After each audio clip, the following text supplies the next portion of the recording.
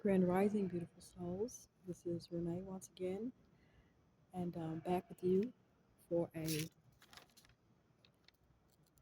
bit of divinely channeled manna in the form of information from that movie that I told you was the granddaddy of them all, and you know it, The Matrix.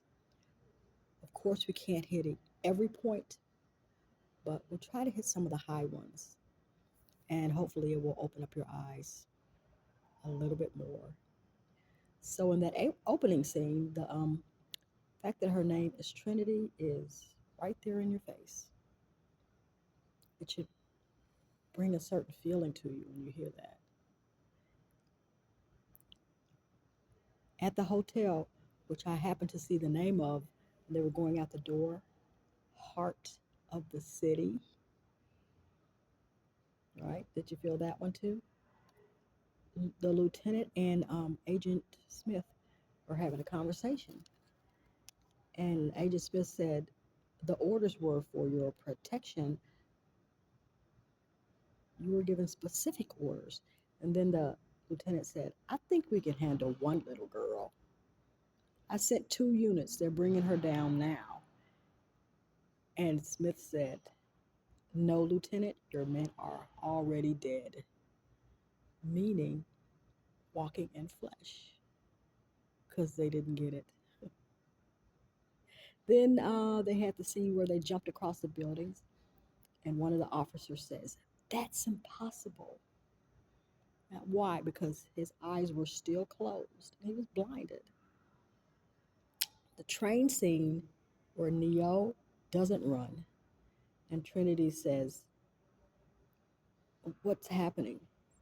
And Morpheus tells her he's beginning to believe. In what? That he is not that flesh and that he is spirit. I'm not stretching. We'll get to the point. So later in that same scene, uh, when Neo was getting his ass kicked, so to speak, Trinity says,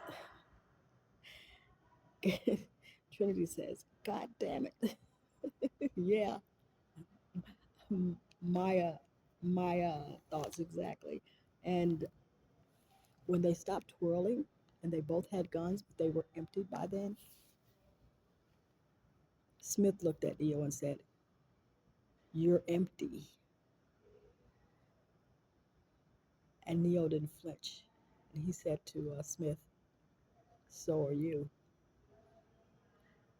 But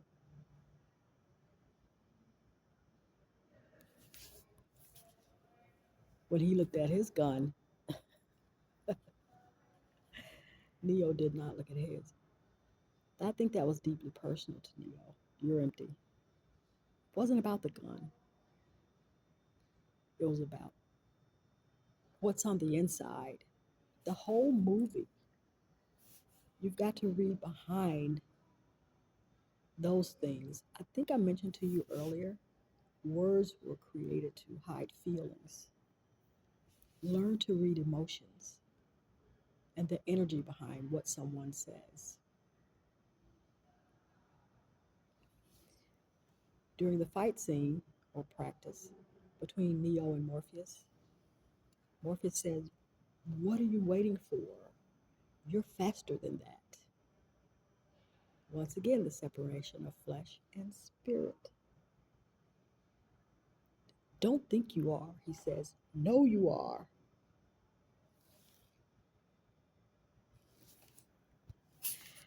And then we get to when Neo meets with the Oracle the first time. And she says to Neo, you know why Morpheus brought you here to see me? Do you think you are the one? And then Neo says, honestly, I don't know. Right?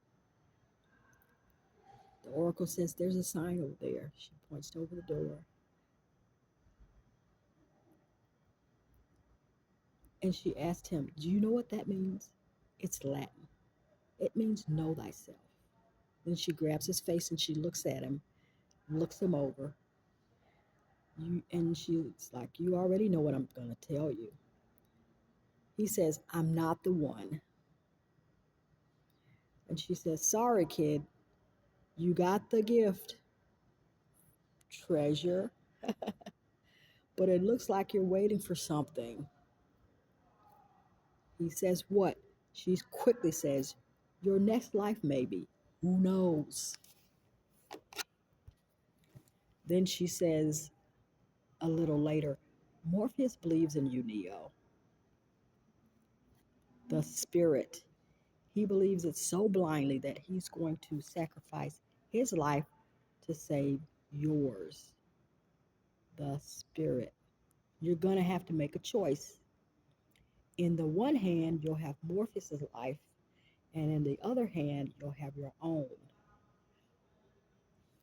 This was to Neo, both flesh and spirit. And she said, one of you is going to die. But Neo thinks she means either him or Morpheus, and that was purposeful. It was imperative that Neo was still in that toxic frame of mind in which she didn't yet understand.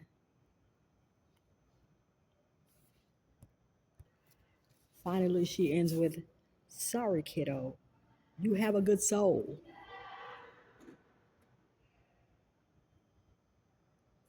And I hate giving good people bad news. Now, I'm hoping that you watch the movie again and really look for those breadcrumbs. I may not have explained it as perfectly as you want me to, but if you're beginning to awaken and your spirit is coming online, then you're opening to your power. Now, here's a bit more from that scene. She says, don't worry about it. As soon as you step outside that door, you'll start feeling better. And remember, you don't believe in any of this fake crap. You're in control of your own life. Remember, it's innate. Remember, she says, it's innate. It's within you. She says you'll start to feel better as soon as you step outside that door of dead flesh, that self imposed, unlocked prison door. You'll feel right as rain. That was a lot. And that wasn't even everything in that scene. In the second Matrix movie, I call it 2.0. I know it's not that. I think it's reloaded. When they were sitting on the park bench, and she says, come around here. Let me take a look at you. You turned out all right. And then she says, how do you feel? So she interrupts and says, I know you're not sleeping. We'll get to that later. Not sleeping, spiritually awake. Did you catch that one too? A little later, she talks about, or they are talking about the program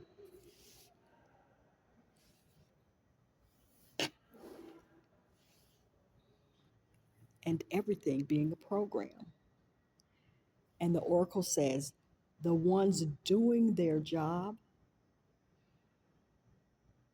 the way they're meant to do it are invisible. You'd never even know they're there. But the other ones, she kind of frowns. Well, you hear about them all the time. And Neo says, I've never heard of them. He's he's still waking up. It's all right though. Hopefully we're all there at some point. He still doesn't recognize that it's within him. All right, here's another little scene, and it's with the little boy who's sitting on the floor, and he says to Neo after bending the spoon, "Do not try to bend the spoon. That's impossible. Only realize the truth." Neo says, "What truth?" And he says, "There is no spoon." Neo says, "There is no spoon?" And the little boy says, "Then you'll realize that it isn't the spoon that bends. It is only yourself, your spirit." And I'd like to add to that something I've said before. There is no death. There is no spoon. And again, I've told you that the truth is innate or already within you and can only be realized. And that's the same words that little boy said. Then you'll realize that it isn't the spoon.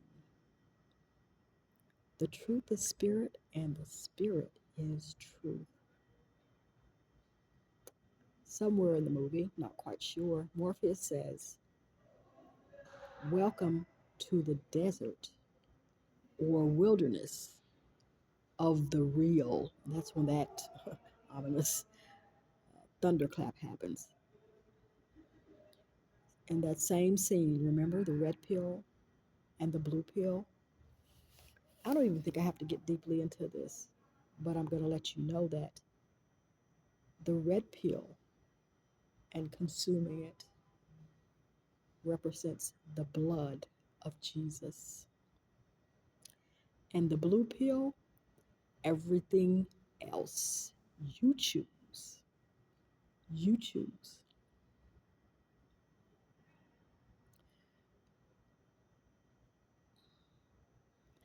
And one of the last ones is about the architect and the little snippet